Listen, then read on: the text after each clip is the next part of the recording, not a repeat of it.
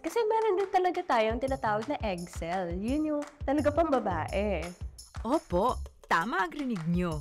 May itlog ang mga babae.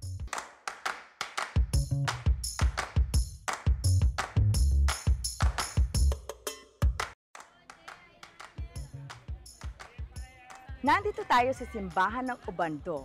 Kada buwan ng Mayo na tinuturing na piyesta dito, libo-libo ang dumadayo para mag-alay ng dasal na may kasamang sayaw. Ang kanilang hiling, makabuo sana ng supling. Pero kahit hindi pala Mayo, kada linggo, dinadayo ng mga tao ang Ubando para mag-alay ng itlog kay Santa Clara. Tanungin natin ang mga tiga-Ubando kung ano ba talaga ang mga karanasan ng mga deboto. Isa na doon sa nagpapatotoo ay si Rhoda at si CJ. 5 taon na daw silang kasal pero hindi pa sila nakakabuo. Nakailang buwan din daw sila bumabiyahe tuwing linggo at nagsisimba at sumasayaw dito sa Ubando. Ngayon, kasama na nila ang kanilang anak na pinangalanan nilang Claire. Pangako ko po kasi sa kanya, kapag nagkaroon na ako ng baby, kay Santa Clara sa kanila, na kapag nagkaroon ako, babalik ako dito at magpapasalamat ako. Linggo-linggo pa din.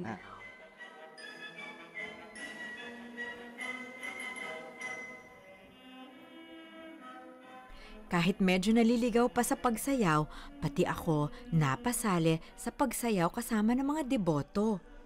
Matapos nito, samahan niyo ako. Kausapin natin ang isang doktor tungkol sa fertility o kakayahan magbuntis ng isang babae. Ito si Dr. Isa Matibag, isang OBGYN at expert sa sexualidad ng mga babae. Laging handa sagutin ni Dr. Isa ang mga tanong natin. Ngayon naman, tanungin natin siya tungkol sa fertility. Hi, Doc! Hello! Kagagaling lang namin dun sa Ubando. Tapos, alam ko yung fertility rituals doon. Pero, ang di ko nalaman, meron para din nag-aalay ng mga itlog doon para pagdasal yung pagbubuntis o kung gustong mangbuntis. Oo. Actually, famous nga yung Ubando para doon. Pag parang nahihirapan ka daw buntis, mag-aalay ka daw talaga ng itlog doon. Kasi meron din talaga tayong tinatawag na egg cell. Yun yung talaga pang babae. Doon sa menstrual cycle natin, yung unang parte doon ay yung nagkakaroon tayo ng regla or yung menses natin, no? Tapos noon, pagkatapos ng ilang araw, dumadami na yung mga follicles natin na nare-recruit ng ating mga hormones, katulad ng follicle-stimulating hormone at estrogen. Tapos, pag dumami na itong mga follicles natin, isa lang sa kanya yung magiging dominant follicle at maglalabas ng egg cell or yung itlog ng isang babae kada buwan. So, yun yung tinatawag natin na ovulation. Sa ovulation, 12 to 24 hours lang mabubuhay si egg cell at dun lang tayo pwede mabuntis kada buwan. Minsan, sinasabi namin sa mga nagtatry magbuntis, kailangan before ovulation, may nakaredy ka ng sperm doon sa loob para pag lumabas na si egg cell, nag-aantay na siya, meron ng mga sperm na pwedeng makabuntis doon sa egg cell. Ready na sila dapat mag-meet dun sa period na yon ng 12 hours. Kailangan magtagpo na pala si sperm at saka si egg. Oo, si sperm cell kasi nabubuhay siya from 3 to 5 days. So, ano siya nakaintay doon ng pangmatagalan. Umaakyat sila paakyat ng fallopian tube kung saan sila nag-meet ni egg cell. Si egg cell kasi, yun nga, up to 24 hours lang pwede. Ang mga batang babae ay pinapanganak na may lahat ng kanilang mga itlog. Ito ay parang isang birthday gift.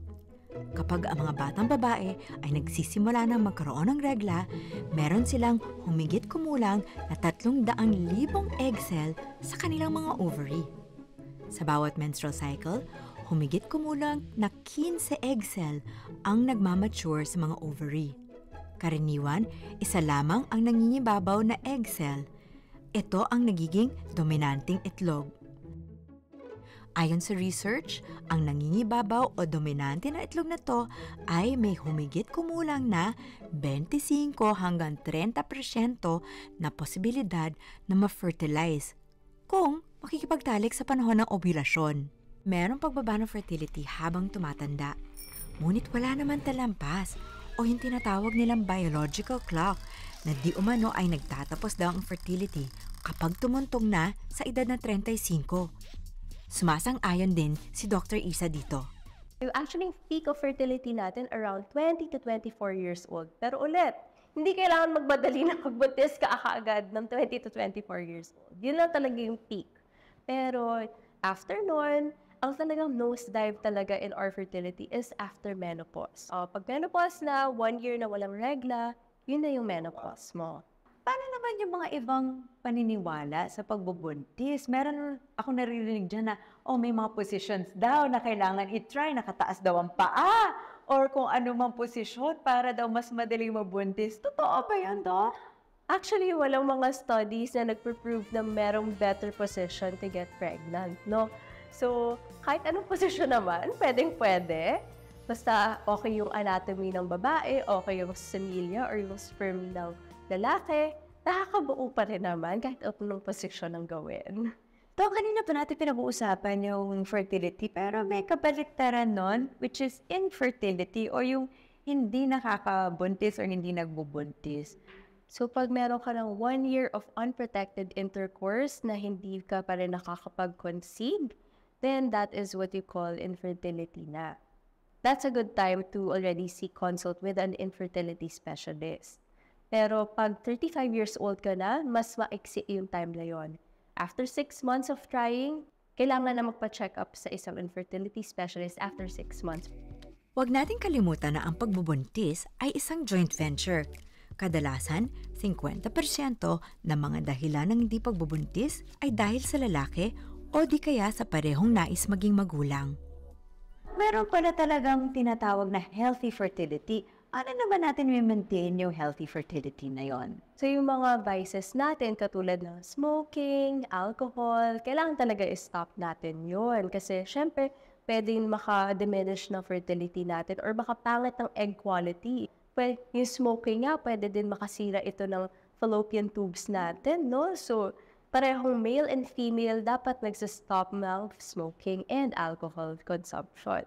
Tapos, syempre, kailangan moderate exercise, si mga 30 minutes a day, kahit brisk walking. So, yun yung mga pwede nating lifestyle changes. O di kaya, tulad na nakita natin sa simbahan ng Obando, pwede din naman samahan ng sayaw. Ang pagpiesta, pagdasal at mag-alay para sa isang kahilingan ay bahagi na ng buhay natin mga Pilipino. Samahan natin yung pananampalataya ng kaalaman para mas lalo natin maintindihan ang ating katawan. Tandaan natin, ang pagkakakilala sa ating katawan ang pagkilala sa ating sarili.